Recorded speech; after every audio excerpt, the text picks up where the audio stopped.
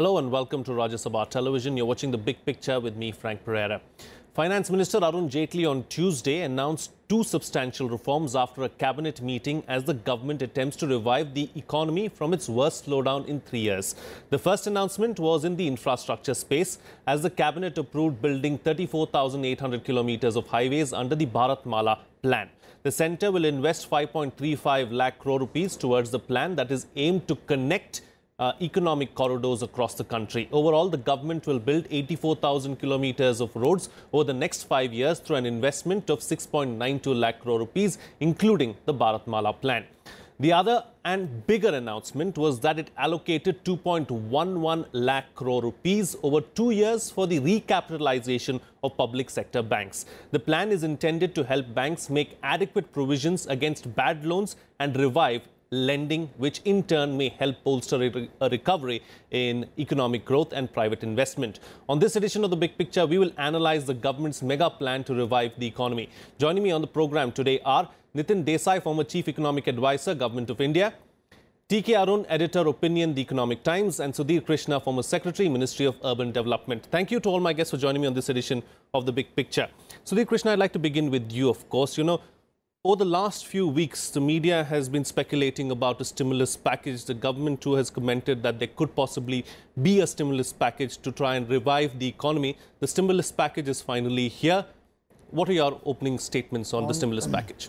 On the two announcements made yesterday, the one about the roads, I think it's welcome. And because I always believe that roads or any means of communication is a welcome development. So that is all right. But there are issues.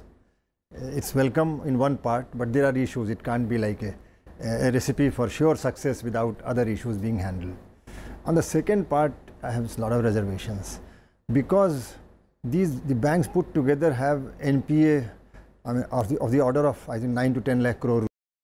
And why that NPA situation has come about? We have to see that.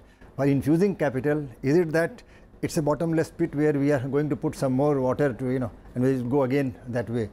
And because most of the NPAs, a large number of NPAs on account of road sector only. The major road project, companies, they have burned their fingers, and other infrastructure projects. These are the major sectors where the NPAs have come about. So if that issue is not resolved, then merely infusing capital in the banks, that too in PSUs, because the largest NPAs are with the PSUs only. So there I have some doubt. But then that's what, to begin with, I will say this much, but as we go along, we will discuss. Sure. We'll get into the issue in depth and try and come out with some positive aspects of it as well. Yes. Mr. Desai, talking about the recapitalization of banks, where is all this money really going to come from? 2.11 lakh crore rupees. If you see the numbers, they said 135,000 crores will come from bonds. But they've not elaborated. They've not elaborated where. If the bonds are going to be issued by the government, it will add to the deficit. My guess is they'll tweak some of the rules and keep it outside the budget. I don't know exactly what they're planning to do, but they can't afford to have 1,35,000 crores of borrowing by the government without and keep the 3.2% goal, which that seem to be determined to maintain. So I'm not entirely clear how it will happen. And also remember, it's spread out over 2 years. Second, they've said 58,000 crores to be raised by banks from the market. Now that's quite a thing. In a sense, what you're saying is... So the banks will have to go out and get this money. Imagine somebody coming to you saying, I have a very bad balance sheet. In order to correct my balance sheet, please invest in me. Right? That is exactly what this amounts to when you go to the market to raise 58,000 crores to clean up your balance sheet. Now, sure, there is a hunger for some of these shares, particularly by foreigners. So the money may come in. But I think what is very important is something he said, which has not been spelled out, and that is the banking reform. Because unless I am sure that they are not going to go along the same way and end up with unviable loans, then I won't put money into that bank. I will also want some assurance that the processes of managing these funds within banks is going to improve sufficiently not to land me in the same problem again. So I'd say that is quite important, and they've not said anything very specific on that. They need to say something. As far as the 18,000 crores, this is the only bit which is going to come from the budget. That's not a big issue. Yeah, that they can easily accommodate. So in terms of financing, But that it was necessary is obvious. I mean, look, in fact, my recollection is that the estimates of some of the rating agencies on the requirements of recapitalization of the banks for handling the NPAs and the sort of haircuts they'll be forced to take because the insolvency provisions, the Reserve Bank's requirements that 50% provision has to be made for anything sent to the insolvency court. Basel III kicking in, I think, I can't remember, Arun will remember, March? When does Basel, in a few months? In a few months' time, yeah, I think it's March or April, yes. It'll kick in. So I'd say that that was necessary anyhow. But my understanding is that some of the rating agencies had put the number at roughly twice. Yeah, twice, that's true. Roughly twice the amount that it. But nevertheless, this is a helpful beginning. It will allow banks to be able to take in lending, which they at the moment are probably very reluctant to do because of the provisioning they have to make for the existing NPAs. But he's absolutely right. The NPA resolution is crucial because it's also connected with the other part. Remember this, a large chunk of the NPA issue is the old infrastructure projects which went bad. It's not everywhere. I mean, not every infrastructure issue is a bad one. I think ports was not a bad thing. The port PPPs have not done badly, by and large. But the roads, we have had many problems. I'm sure Mr. Krishna can elaborate. There have been lots of problems. So it's very important that the two are connected in some ways. Sure. That we really have to get the whole act together in terms of PPP, in terms of the way we run infrastructure projects, and in terms of the management of the financial system. But nevertheless, I would say this is something which was expected. And let's see how they spell it out over the next few weeks. Talking about spelling it out, I think Mr. Desai has raised some valid points about, banking sector reforms and how we need large-scale reforms as far as the banking sector is concerned. But there aren't too many details about, what kind of reforms we will actually see. And also the aspect of the bank recapitalization bonds, that too hasn't been spelt out. Is that going to happen over the days to come? Can you take a wild guess as to what could possibly happen as far as these two things are concerned? Yeah. To begin with, let us say that these reforms are necessary, but not sufficient to actually kickstart growth once again. Now, there is no demand for investment by the private sector. No large-scale demand. That will kick in when they see growth actually happening and their spare capacity, which exists right now, getting exhausted. Which means, first, the investment in road projects must take place. And as a result of that investment, once you see growth happening, then the private sector will actually start investing when the banks will need to have these additional capital to start lending again. So the onus is on the public sector spending at the moment. Spending, yes. Right. Now, these are necessary parts of the game, but not sufficient. As both our panelists have said, you need to have banking reforms. Not just banking reforms. Infrastructure should be financed by bonds. So we need to talk about revamping our bond market. Long-term infrastructure, whose gestation period is long, they should be financed by long-term bonds. And there are suppliers of such bonds, our EPFO, which is on, say, 8 lakh crore worth of savings from the working public. Where do they invest it? There are avenues in infrastructure financing where such investment can safely take place. So you need to develop the bond market, and that's the necessary part of the story. Mr. Jaitley used the term indiscriminate lending, which is a very euphemism for the kind of guided lending that banks do towards projects that are favored by the powers that be, regardless of the viability of that project. Now, those kind of decision making must completely change. Now, we saw the Bank Boards Bureau being set up in the hope that this will sort of revamp the way the boards are appointed and the way they function. That hasn't gone anywhere. So, unless you have a very thorough reform of how banks function, unless you have a strong market, which then in turn finances projects, and you have projects which are very detailed in their execution plan and in their viability, you will not actually have these projects being financed by a bond market. So all these are necessary parts of the game which are yet to be put in place. Now, on the recapitalization bonds, as they explained, this might or might not be something that will add to the fiscal deficit, depending on how you interpret this. Are they below the line or above the line? Will rating agencies worry too much if this fiscal deficit is breached merely to recapitalize bonds, which is actually a way of strengthening the system rather than weakening it? There is also the possibility that some of the bonds could be issued by the banks themselves. There are the bail-in bonds, which has been discussed by the Financial Stability Board as a way of providing the total loss absorbing capacity of systemically important financial institutions. So there are various ways of doing this, but you have to first take that it's big not hit merely enough is what you're suggesting. Yeah, this is necessary but not sufficient. Okay. There are many other pieces of the puzzle that have been put in place for the whole thing to make sense. Okay, fair enough. You know, Mr. Krishna, as far as allowing the banks to start with a clean slate, do you believe that that's what the government is working towards, helping them get a clean slate and start afresh? What then happens to the NPAs?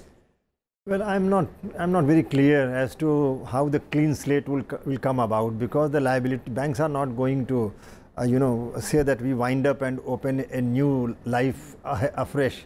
It's not like that. Public money has gone to them and they are required to repay to the investors. So I don't think it's a very good idea to allow the banks to go on raising bonds. Anyway, they are flush with funds, with fixed deposit amounts. They do not know how to lend and where to lend, because there are no takers. Our market capitalization is not at par with the world. World is doing better than us. So there is something wrong. We have to address the fundamentals than this kind of superficial treatment given to a body which is already very weak. You cannot just give a glossy medicine file and then say that you will look very good. I mean, there's a fundamental problem. On the road side, this is a very critical thing. See, it's a symbol of how things should move. For example, roads. Now, merely making roads, it's not the first time we are doing. We have been developing national highways for decades. But the position is that the national highways are not world class. So therefore, what is different, what we require is to make the highways better than they are today, rather than making more highways which are of the same type, potholes, accident prone and so on. And the second thing is, the highway concept which we are using is borrowed from the developed countries, where the habitation patterns are different. Our habitation pattern is like people are living almost everywhere, particularly along the trunk corridors they are living. So therefore, when we are developing a highway, we should develop the hinterland also. But National Highway Authority of India is not designed to look for hinterland development. They are designed, and they have decided to develop only the carriageway, not even the roadsides also, not even the drains also. They are not developing the drains enough. They are not developing the the sideways of the roads, and the bypasses and the bypass roads also, kind of thing. So as a result, our highways are not leading to regional development. They are aimed at developing link connectivity between point A and B, with some few points A1, A2 here and there scattered. That is not going to help getting the optimal return from the road investment. We have to understand our country's sociology, our country's habitation pattern. So, regional economics, local economics is a very different thing. And I wish that they should do that now, not repeating what has been done earlier. Only numbers have improved. Some lakh crores was before, 1 lakh, 2 lakh, today it is 7 lakh crore. I don't think it is going to make a big change. Okay. Yeah. That's a very important point. Yeah, that's a very important point. But I suspect it needs an additional program. A very important point, because I know one example where this was done is the ring road in Ahmedabad. Yes. The ring road in Ahmedabad was, if I to meet his point, was done with a land adjustment scheme, so that the whole project was seen not just in terms of the road, but the development about half a kilometer on either side of the road, and the whole land adjustment scheme was brought in order to encourage that. And you drive today on the outer ring road in Ahmedabad, and you'll see how well developed how systematic the development is. But leave that one side. That is not today's work. Let's get back to our yesterday's announcement. Sure. One, do not overstate the stimulating effect of what was announced. Some of that was already there in the works. It's not as if all this 9 lakh crores is new money. Second, spread out over 5 years. What does roughly, let's say, 2 lakh crores a year extra? That amounts to less than 2% of GDP. That's not a massive boost. If we were to put it as that. And third, that basically if you want to do this, you will also ask the question of who are going to be the people who are going to implement this. Earlier you were doing it through PPPs, whereas people had come in, but that, at least in the case of roads, is in a slightly sick state and needs to be revamped. Perhaps it will work better in the case of ports and roads, which is also what they've talked about. That these are the three things they mentioned. One more thing, Frank. I think one of the areas that really worries me is the power sector, which is getting into deep trouble. You've seen the people willing to sell their power plant for ₹1. At least 2 people are willing to sell half the stake in the power plant for ₹1. Now, that's an example of the sorry state in which the power industry is. And I don't see how we can run a dynamic economy if one of the key parts of the economy, which is the power sector, is in serious financial trouble. Uday may have helped the state electricity boards, but the broader power sector, the private generators in the renewable sector, the private generator companies who have set up the mega plants are in trouble. So I would have liked to see something there also. Nevertheless, I would say that it's good. I hope that this will certainly help, but it's not going to deliver results tomorrow or day after. It will deliver results over time. But on the banking thing, to me, the most important thing is how do I get out of what I had in the past, which is the cronyism, which led to bad loans. I have to ask myself, what can I do on the management of public sector banks? And look, let's face it, there is a huge difference between NPAs in the public sector banks and in the private banks. Yes. Why? So this is a question the government must ask and answer. Do you see that issue being addressed? I think they were tried to with the banking bureau and so on, but that doesn't seem to have gotten very far. I hope that the dilution, I understand the services secretary said they were ready to go down to 52% ownership. That was 48%. Yes, 52% ownership. Yeah, that's true. 48% private ownership will necessarily involve institutions. You can't get 48% private ownership with just retail investors in India. And if that is the case, I hope that certain amount of discipline gets built in. But for that, the government will have to ensure that it does not exercise its powers in order to subvert the market discipline which may come in with the 48% private ownership, which is what was talked about there. But something has to be done. Okay. If I'm an investor, I would say, well, I'll have to watch out. I said, till I see some evidence that they're not going to get into the same trouble, I'm not going to invest my money in this. Sure. Talking about the GDP and the fiscal deficit targets, what are yesterday's announcements going to do for the fiscal deficit target of 3.2% of the GDP? So, if the government actually issues these bonds to recapitalize the banks, then the fiscal deficit target will be breached, without doubt. But that breaching of the fiscal deficit target will not have the adverse consequence that mere spending spree would create. Because people will see that this is actually a responsible public finance. You are raising this money, incurring additional debt to strengthen your banks. So that part is okay.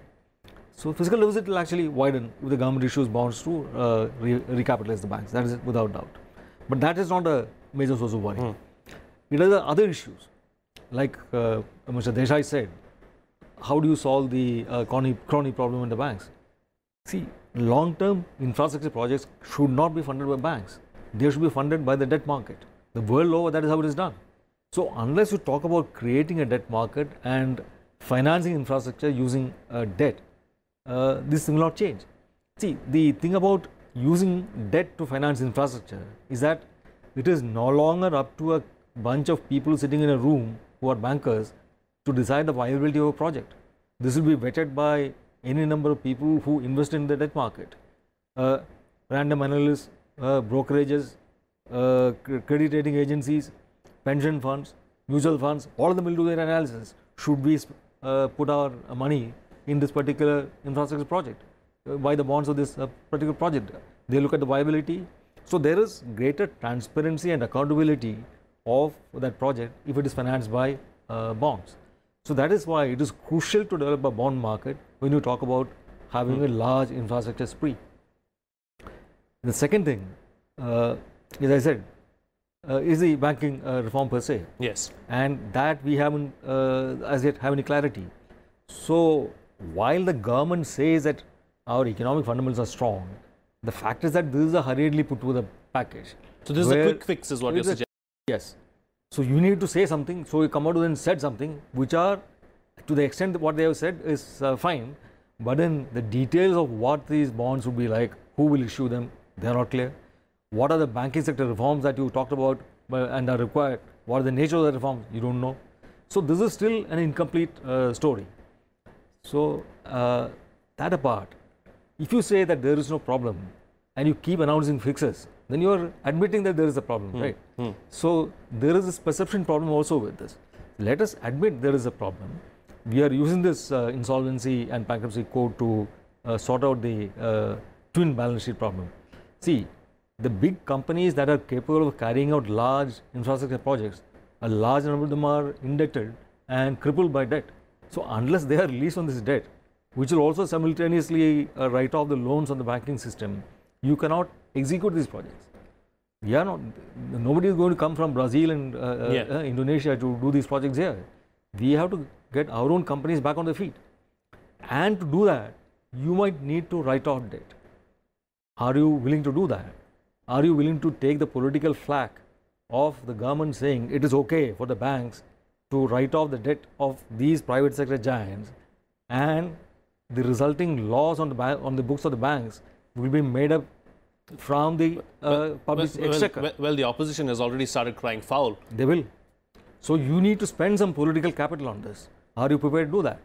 As Mr. Desai said, you today don't have the guts to say that unless you pay for the power you consume, we will cut off your connection. That is the root problem of the power sector. You believe in giving electricity free, or you believe in patronizing theft, and this will not work. No power sector can, no sector can actually survive if 30% of the output is not paid for. Strong and stern political decisions need to be taken so as to revive the economy is what you're suggesting. Okay, fine. Let's move on now and talk about the infrastructure stimulus that was announced yesterday. Sudhir, Krishna, you know, as far as the infrastructure is concerned, infrastructure stimulus is concerned, the government has said that it is going to create several jobs, something on the lines of Manrega. Do you believe that it's going to answer the problem of job creation in this country? Because the government has received a lot of flack for job creation too. You see, creation of job per se will not help the situation unless and until the jobs created are leading to productivity enhancement.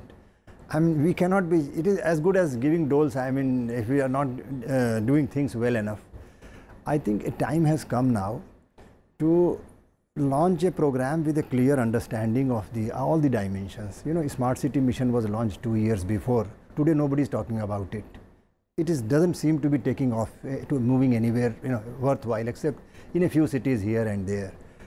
So rather than pondering over how the programs are not, you know, able to settle down well and move well and give returns they are anticipated or expected to, launching one more set of programs is not a good idea. Now, coming to the road proper, you see, the city roads are also important.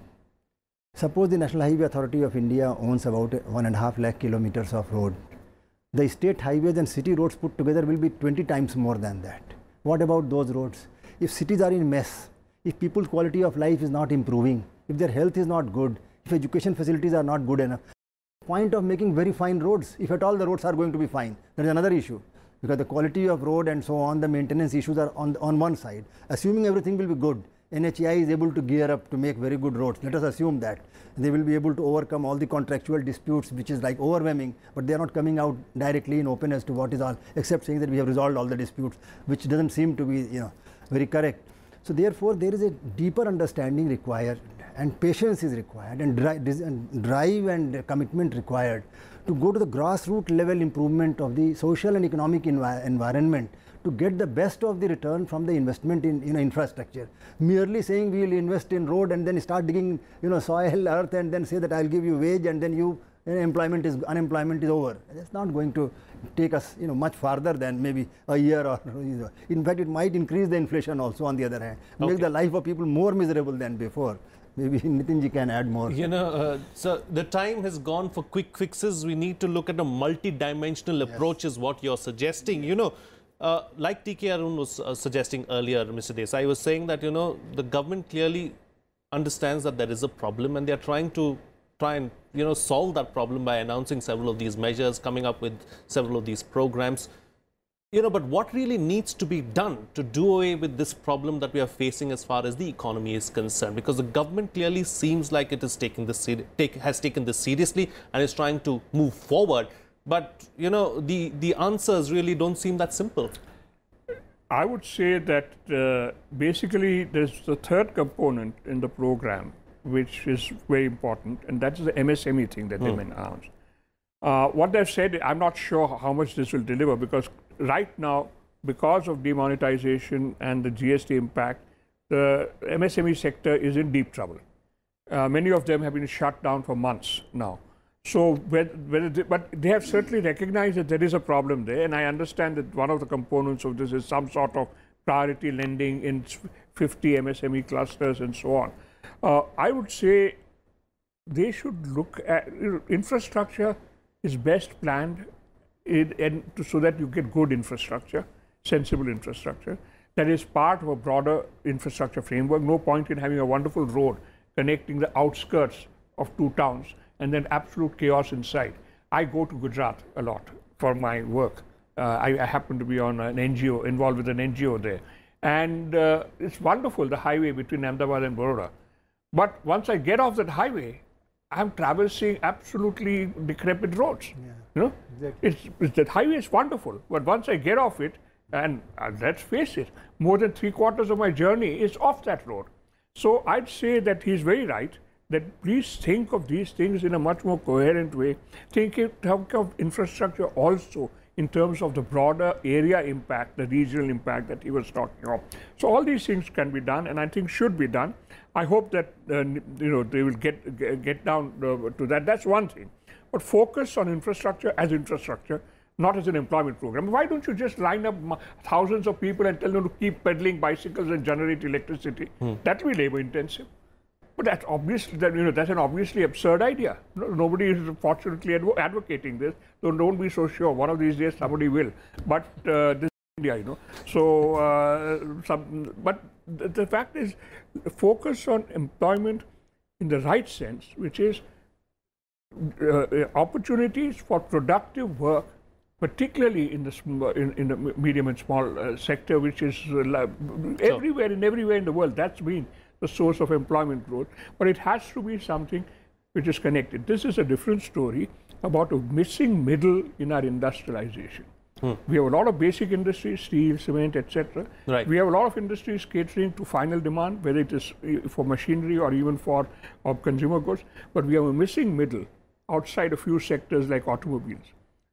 So I think that's where I would start focusing attention. Okay. Because it's this middle where we will get opportunities and employment and productive employment. Okay. Time now for one final comment to the program. TK Arun, conclude the show for us with your closing remarks. So as I said, these are necessary parts. So to that extent, they are welcome. But in the absence of complementary measures, such as debt market, banking sector reforms, and the basic thing we didn't talk about it. Unless you have social harmony, you cannot really have development. If people are scared of doing things because there might be some violence, some here, some disruption here, and your investment is not secure, people will not invest. So you need to have social stability, predictability as far as politics is concerned, you need predictability as far as tax and policy is concerned. These raids and all these don't help.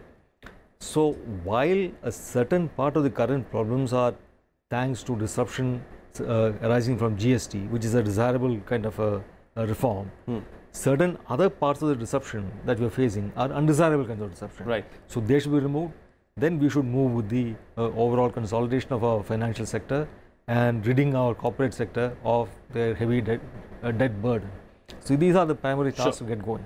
All right. On that note, then we'll have to call it a wrap on this edition of The Big Picture. I'd like to thank Nitin, Desai, TK Arun and Sudhir Krishna for joining me on the program and putting things into perspective for us. That's all the time we have today. See you again next time.